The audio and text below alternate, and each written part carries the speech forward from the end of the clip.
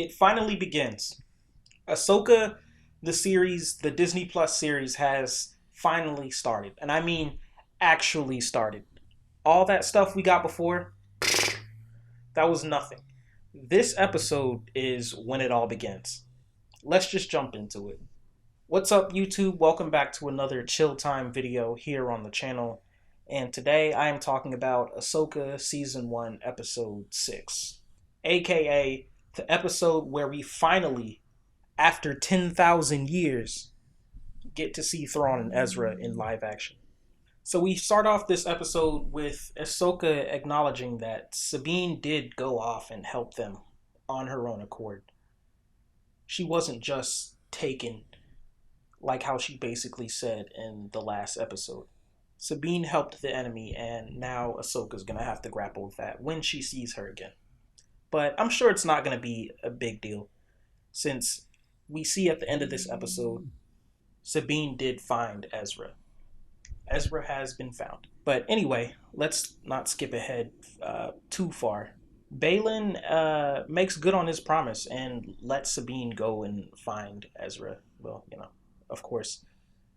Also, Thrawn lets her do it as well, which is surprising. I was thinking if they found Thrawn first, then he would just kill Sabine or something like that. Why would he let Sabine just go off and find Ezra if they're not together?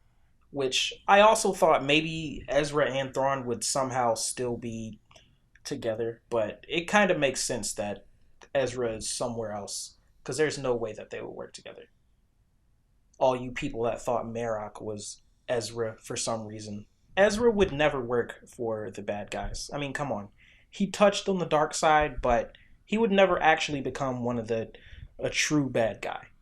If you think that, then you've probably never seen Rebels. Anyway, we get to see some actual Dathomirian Night Sisters. Like, true ones. Not this lady. Not Morgan Elsbeth.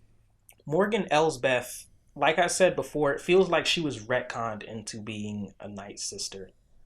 So I'm glad they weren't just lazy with the actual Night Sisters, and that they actually look like their cartoon counterparts. I hate it when some of the alien species, their looks get retconned. I remember that happened to the Spicing Guild in the Book of Boba Fett, I think it was. The Spicing Guild aliens, their look got retconned to where they look totally different in live action than they do in the cartoons. But the Night Sister getup is a lot easier to pull off than the Spicing Guild aliens, because they look pretty weird. Another new character we get to see are these new stormtroopers. Well, they're not new. They're probably old stormtroopers. But this one stormtrooper, the leader of them, he has this really cool looking mask. I really love this guy's mask. It gives me very Zardoz vibes. Zardoz is one of the worst, coolest, strangest movies I've ever seen. It has this floating head in it, and this guy's helmet looks exactly like that floating head. If it doesn't look like that, it looks like something, but I can't put my finger on it. But I really like this guy just based off of his mask. And I love how it's made into a stormtrooper mask. Like, the front part of the stormtrooper mask was destroyed, so they put this mask in there. I like that. This is very unique. This is a very unique stormtrooper mask. You know what? I'm just going to say it. This is probably the best costume in the series. This is now my new favorite stormtrooper. If we have favorite stormtroopers, this is my new favorite. Top 5 stormtroopers, anyone? Now, what do I think about Thrawn? Since we finally get to see him in all of his blue, not glory. Just kidding. If you've watched this channel, you know that I have a problem with blue people in general. They're always evil. But Thrawn, this Thrawn, live action Thrawn, this is a good Thrawn. I'm just gonna say it. I know it's the same voice actor from Star Wars Rebels, and yeah, he pulls it off in live action as well. I am not disappointed. I was taken aback a little bit by him being so old, but then I realized, oh wait, this takes place maybe 20 years later after Rebels. maybe it's not 20 years, but it takes place a significant amount of time after Rebels. So it makes sense that he would look pretty old. What was it, 15 years? I don't know. They said it earlier in the series, but I forgot. But Thrawn is good in this. This is Thrawn. This is the Thrawn that I was hoping for from Star Wars Rebels. I'm gonna say it right now. I hope they escape this galaxy and make it to our regular Star Wars galaxy, so they can wreak havoc from this show on into the future Star Wars shows and movies.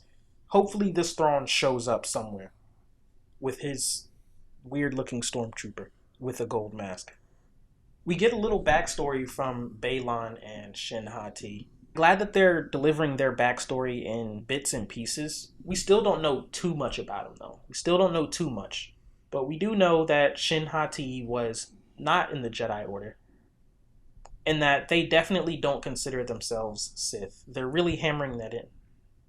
Baylan, it seems like he wants to be something greater than the Jedi or the Sith.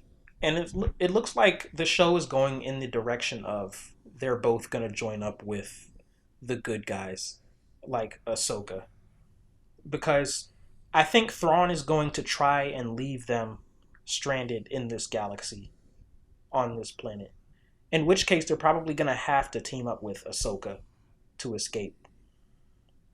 I wonder how that's going to play out. But Baylan is definitely marked for death. I'll say that now. Baylan is marked for death. He just seems like the kind of character that, he's probably going to die in the last episode. Or maybe not. But I can't wait to see where it's going to go.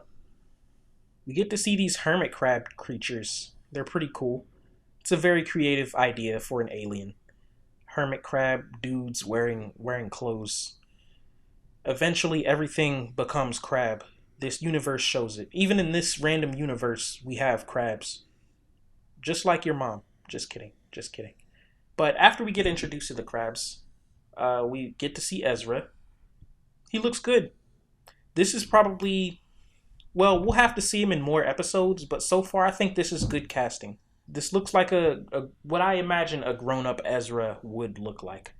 I wonder what he's going to think when Sabine tells him that she came here with the bad guys, basically, and she helped them bring Thrawn back to the normal Star Wars universe. I hope they don't do a whole liar reveal type plotline, because those can get very drawn out and very melodramatic really fast. Hopefully they handle this right.